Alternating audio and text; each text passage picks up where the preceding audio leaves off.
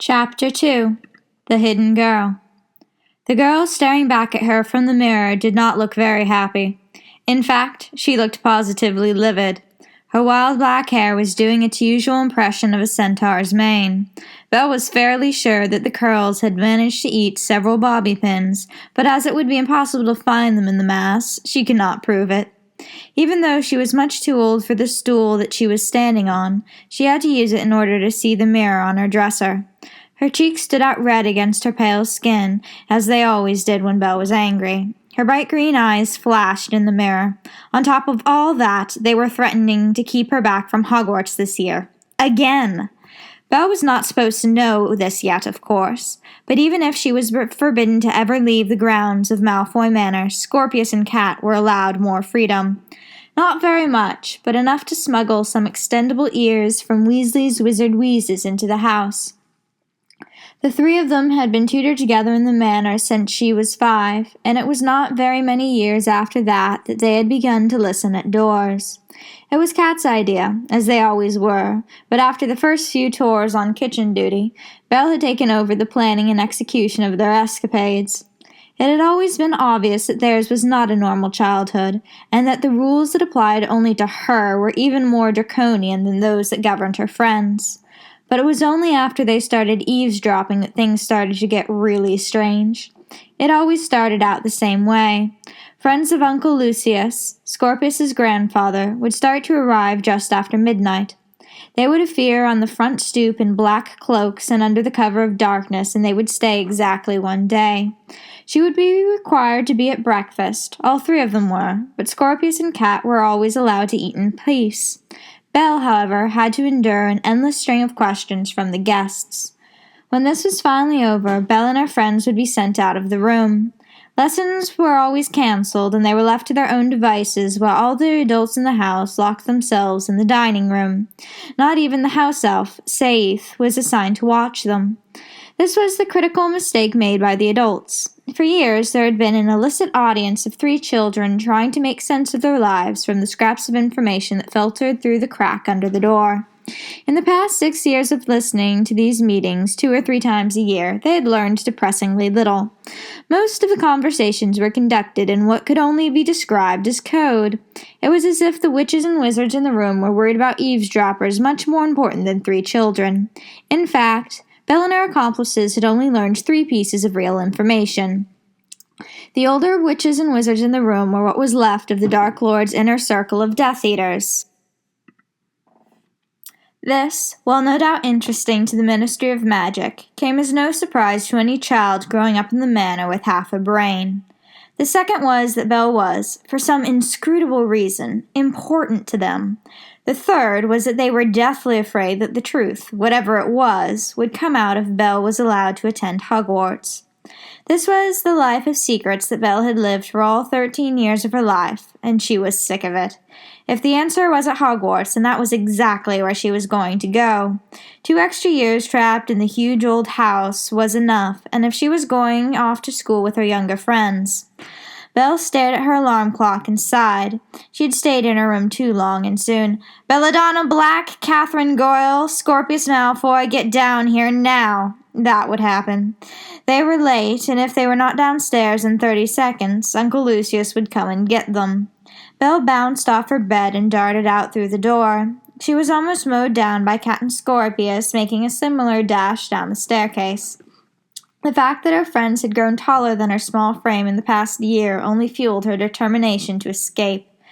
As the trio finally skidded to a halt in front of Lucius on the Persian rug at the bottom of the stairs, they could hear the sounds of breakfast already being served and the hushed voices of wizards used to living and hiding or on the edges of society.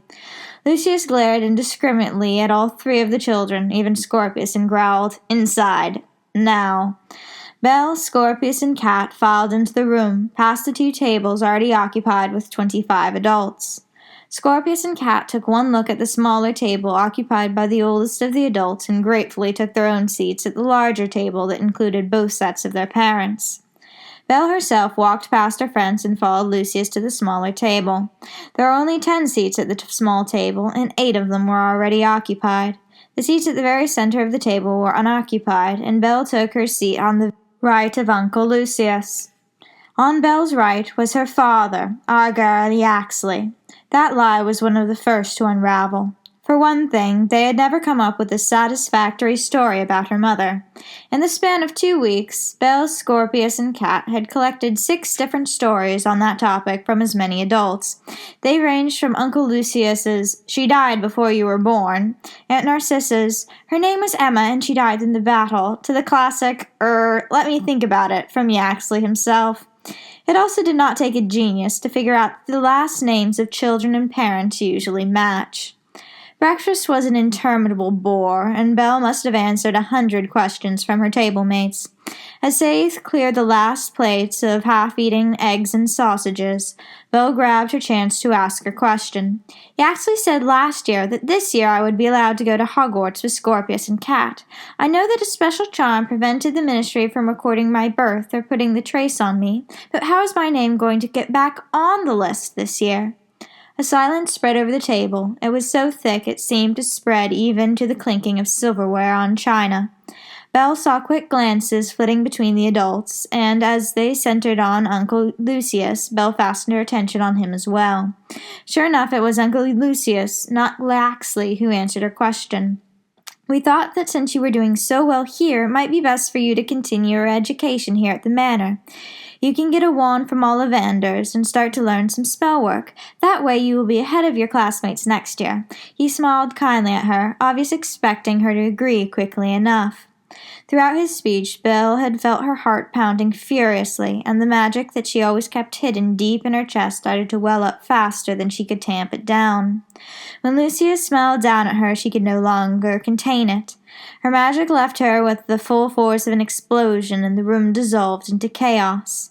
The ancient goblin-made chandelier exploded into 1,000 glimmering shards of crystal and fell onto the oak panels of the floor. Scorch marks appeared on the cream wallpaper as if kissed by an invisible, heatless flame. The Death Eaters instinctively cast shield charms, somewhat containing the carnage, while Scorpius and Cat dove under the table. When Belle's magic had spent itself and the screaming of the wind had abated, the room once again fell silent. Even Belle's tears slowly slipping down her face were silent. She did not gasp for breath or shake, only stared into the distance with a glazed look in her eyes as tears fell onto her hands folded tightly in her lap. The adults in the room were shocked. Belle could see it in their faces. Belle had never lost control of her magic, not even in the little ways common to wizarding children. Wind had never appeared when she cried as a toddler, and no fire had conjured when she was angry. Her toys had always played back, but only when she willed them to. This may have been why they had felt comfortable putting off her training for so long while her magic had matured and grown stronger, Belle reflected. Now they were frightened and realized something had to be done. As the tears dried on her cheeks, Belle felt a smile growing on the inside. Perhaps she could work this to her advantage. The next few weeks were a flurry of preparations, and there was no longer any talk of delaying Belle by another year. Belle was elated, and even the endless memorization and quizzing on her newly concocted cover story could not deflate her mood. Exactly 1 week after 3 creamy letters with emerald ink and fat purple wax seals had arrived by the morning owl post, the day that Belle would finally set foot in Diagon Alley had arrived. The chauffeur was driving the black Mercedes toward London. Belle, Scorpius, and Cat sat on the leather bench seats facing Scorpius's grandparents. It had been decided that taking all 3 children together would afford some protection. As they had studied together for years, it should not be considered too unusual. None of the parents were coming, as it would be more obvious to anyone seeing them together that Yaxley and Belle were not closely related. The trip was an hour long, and of course Uncle Lucius had decided that this would be the perfect time to conduct a final cross-examination of the children. The questions flew quickly, and all 3 were on their toes, as according to Uncle Lucius, a single wrong answer would land them each a one-way ticket back to the manor. "Why are you here with Belladonna?" fired Lucius. Cat started and replied, "We are all tutored at Malfoy Manor. We started when we were 5. "Where are your parents?" This time it was directed at Scorpius. "They were so busy, so my grandparents offered to take us as a trip." After a few minutes of this rapid-fire questioning, Belle felt her heart sink as Uncle Lucius turned his steely gaze upon her. "I've never seen you around before. Who are you? When is your birthday?" Belle tried to slow her heart. My parents were Braxos and Miranda Black. They died in the battle, and my Uncle Yaxley raised me. Until last year I was very sick, and Uncle Yaxley didn't think I would be able to go to Hogwarts. I was born on March 29th, and I turned 11 a few months ago, said Belle, but she thought the real answers to herself. My name is Belladonna Black, and I have no parents, only lies. I don't know why I was never allowed out of Malfoy Manor or the brick house with the swing before it. I was always told that I was born on February 16th, 1998, but that could be a lie, too. My entire life has been a lie, and I'm going to find out why. Uncle Lucius's questions finally subsided, and Belle dug out her precious letter from the pockets of her robe. Over the past week, she had read it so many times that the envelope had become battered, and the emerald ink was smudged in places, but it was still legible. Hogwarts School of Witchcraft and Wizardry, Headmistress Minerva McGonagall, Order of Merlin, 2nd Class. Dear Miss Black, we are pleased to inform you that you have been accepted at Hogwarts School of Witchcraft and Wizardry. Please find enclosed a list of all necessary books and equipment. Term begins on September 1st. We await your owl by no later than July 31st. Yours sincerely, Phileas Footwick, Deputy Headmaster. The other piece of parchment had been read nearly as many times, and Belle was oddly glad that she had been able to keep her copy, as Uncle Lucius had taken Scorpius to use as a shopping list. Hogwarts School of Witchcraft and Wizardry. Uniform. First years will require 1. 3 sets of plain work robes, black. 2. 1 plain pointed hat, black, for day wear. 3. 1 pair of protective gloves, dragonhide or similar. 4. 1 winter cloak, black, silver fastenings. Please note that all pupils' clothes should carry name tags. Course books. All students should have a copy of each of the following. The Standard Book of Spells, Grade 1, by Miranda Goshawk. A History of Magic, by Bathilda Bagshot. Magical Theory, by Eldebert Waffling. A Beginner's Guide to Transfiguration, by Emmerich Switch. 1,000 Magical Herbs and Fungi, by Fidelia Spore. Magical Draughts and Potions, by Arsenius Jigger. Fantastic Beasts and Where to Find Them, by Newt Scamander. The Dark Forces, A Guide to Self-Protection, by Quentin Tremble. Other equipment. 1 wand, 1 cauldron, pewter, standard size 2. 1 set glass or crystal phials. 1 telescope. 1 set brass scales. Students may also bring an owl or a cat or a toad. Parents are reminded that first years are not allowed their own broomsticks. Belle carefully refolded the parchment sheets and stuck them back in their envelope. She put the letter back in the pocket of her robes, and soon the outskirts of London started to peer outside the windows of their Mercedes. For the first time, Belle saw a Muggle city, and it was strange and wonderful. She had seen photos and videos of the outside world through the illicit internet connection and iPods that Scorpius had smuggled into the manor courtesy of Weasley's. But the real thing felt very different. The Muggle world no longer safely contained behind its glass case, but swirling all around them, completely unaware of the existence of their world. It was scary and intoxicating. Uncle Lucius must have taken pity on her, because upon seeing her nose pressed against the magical one-way glass of the car, he ordered the driver to detour past some of the sights. Aunt Narcissa had moved next to Belle unnoticed and softly narrated the drive, pointing out the eye, where the Millennium Bridge used to be.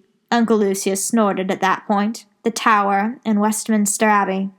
They spent over an hour touring the city, and even Scorpius and Cat, who had seen London a few times before, were soon caught up in Belle's excitement. By the time they finally reached the alley where the leaky cauldron and the hidden entrance to Diagon Alley were located, all three were starving.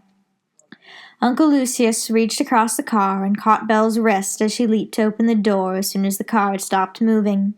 His iron eyes locked upon hers as he reminded her one last time. I can't emphasize enough how important it is for Belle that all three of you remember the story that we practiced and stick to it no matter what happens. Even if you are separated from Narcissa and I, you must not panic. Only say what we have rehearsed. Belle had never seen him look so old, and the silver slowly consuming the blonde in his hair was more noticeable than ever before. But Uncle Lucius smiled and released her. Come on, then. Let's find some food. You three have been complaining about your stomachs for the past half-hour. So they all piled out of the Mercedes, which then drove off. Belle skipped toward the entrance to the leaky cauldron, eager to finally meet the wizarding world she had heard about her entire life. The room was small and smoke-filled, with only a few patrons seated at the oak tables or the bar. Only a few glances followed the party as they quickly passed through the bar into the back courtyard. Uncle Lucius lifted his walking stick, and the snake's head beat a quick tattoo on the brick wall. Belle jumped back as the grinding of the bricks slowly revealed a passage into a sunlit street. It meandered off into the distance, and it seemed to contain every wonder from the four corners of the world to Belle, and perhaps the cat and Scorpius too, as she caught them grinning like idiots out of the corner of her eye. If Muggle London was incredible, this is something else entirely, thought Belle. She barely restrained her impulse to race off down the crooked street and look at everything, too fast for Belle's taste. Uncle Lucius led them quickly down the street to Florian Fortescue's ice cream parlor. They almost never got dessert, and Belle and her friends could hardly believe their luck as 3 heaping cones were handed over the counter. Even Belle's knowledge that they were probably only getting ice cream because Uncle Lucius wanted them to look as harmless as possible could not dampen her excitement. As they strolled down the street, looking at the different shops as Belle devoured her ice cream. This time it was Belle who kept up a rapid-fire barrage of questions between her bites of her pink ice-flavored cone. She lapped up the answers to her questions, finally as many answers as questions, as quickly as her ice cream. Only one question brought on a pause from Uncle Lucius. It stemmed from a dark side street that Belle wanted to explore. "That is Nocturne Alley, and we cannot. It would be unwise for us to be seen down there. Perhaps next year we can take precautions and take a look at it, but not today, Belle." "Why can't we go look at the shops there?" queried Scorpius. "I can see shrunken heads in the window of that one." "Nocturne Alley sells dark artifacts," replied Uncle Lucius resignedly. "People would talk if Malfoys were seen there, and we do not want people talking, especially now. Come along." Uncle Lucius continued walking, picking up his pace, and Aunt Narcissa hurried the children along after him. When the children had licked the last sticky drops of melted ice cream from their fingers, the group finally turned their attention to the letters containing the Hogwarts first-year supply lists. For the 1000th time, Uncle Lucius inspected the list and changed course. He led them down to the south end of Diagon Alley, to a small shop with gold lettering on the wooden sign. "Ollivanders, makers of fine wands since 382 B.C., Belle observed. Uncle Lucius had a sour look on his face for an instant before he pushed his way into the shop. Scorpius followed right behind him, and Cat and Belle were pushed in by Aunt Narcissa, who also seemed strangely unhappy. The shopkeeper looked to be in her early 30s, with brown hair pulled back from her face, dark blue robes, and small silver glasses. She spared only a single hate-filled look at the older Malfoys before turning to the children. "I am Madame Ollivander, and I assume you are here for your first wands." This was said so brusquely at the trio that Cat took a half-step back. Belle reflexively took a step forward in front of her friend as Ollivander slammed long boxes on the counter. A magic measuring tape swirled around Scorpius, being none too gentle and taking hundreds of tiny measurements that seemed totally useless to Belle. Ollivander stalked out from behind the counter, snatched the tape away from Scorpius, and threw it at Cat, who squeaked. The wand maker snatched a box off the counter and thrust a wand at Scorpius. "Blackthorn, 12 3/4 inches, dragon heartstring." Scorpius took the wand, but immediately dropped it with a yelp as it stung his palm. Belle watched as Scorpius went through dozens of wands, while the aggressive tape measure continued to assault Cat. After nearly 10 minutes and well over 50 wands, Madame Ollivander, who had grown more bored than rude, said, "Aspen, 13 inches, dragon heartstring." When Scorpius took this wand from Ollivander's hand, the shop grew quiet for the first time, as the wand gave no protest over its new situation. Ollivander sat up in her chair and motioned for Scorpius to wave the wand. Wary of more destruction, Scorpius moved the tip of the wand a few inches, but the only reaction was a small light glowing from its tip. Ollivander gave a curt nod and turned her attention to Cat. A wave of her wand transferred the tape's ministrations to Belle, and battling the tape took up all of her attention so that she missed most of her friend's choosing. The tape finally finished with her just in time for Cat's final wand. Dogwood, 12 1/4 inches, dragon heartstring. Cat's wand created a soft breeze that softly rustled her hair as it played around the shop. Madame Ollivander motioned Belle toward the counter and, looking slightly confused, asked, "Who exactly are you?" Her eye scanned Belle from her bright green eyes and wild black hair to her 5-foot frame. This was the first question Belle had gotten all afternoon, and her heart started to beat quickly in her chest. My name is Belle Black, and my guardian is Uncle Yaxley, but I study at the manor. Ollivander gave a satisfied grunt and turned back to the dusty shelves filled with wand boxes. The first wand Ollivander chose for Belle was on the top shelf at the back of the store, and more wands from various places in the store quickly joined it in the shopkeeper's arms. The long boxes thumped down on the counter in front of Belle, and Ollivander opened the box on the apex of the rickety pile. You, 13.5 inches, dragon heartstring. Belle took the offered wand, and the plate glass window imploded. She quickly handed the wand back to Ollivander and glanced guiltily at the shards of the window. Ollivander, however, had no reaction to the distraction, and reacted as if this sort of occurrence happened on a daily basis. She calmly handed Belle another wand. This time it was the lights that exploded. The cycle of destruction slowly consumed the shop as one after another wand refused to be wielded by Belle. Finally she reached the last box on the counter. Elder, 12 1/4 inches, phoenix tail feather. This time, when Belle's fingers curled around the shaft of the wand, a warm wind carried the notes of a haunting tune. The wand was pleasant and warm to hold, and Belle did not want to ever put it down. Ollivander seemed satisfied and started to put the leftover wands back in their boxes. The boxes flew back onto the dusty shelves with a twitch of her wand. Another few flourishes and the shop was back to its natural, if somewhat disheveled, state. She tied the 3 boxes that contained the selected wands with twine and gave them to Aunt Narcissa. She turned to the register and declared, "That will be 42 galleons." Uncle Lucius glowered at her. "That's twice the price that you would charge anyone else, but I'm not in the mood to argue with you. Have your petty revenge." He slammed a pile of gold on the counter, grabbed Belle's arm, and hustled them out of the shop. Belle opened her mouth to ask what that had been about, but the look on Uncle Lucius's face changed her mind. They crossed the street and bought several sets of robes, each at Twilfit and Tattings. Uncle Lucius snorted when the old witch offered to sew in color-changing panels into the inside of their robes. He started to insist that she just put in emerald ones already, but Aunt Narcissa put a hand on his arm and said quietly, "Just let her do it, Lucius. It would be frowned on if they arrived on the platform already in green. I didn't let you get Draco's southern robes his first year, and I won't let you do it now."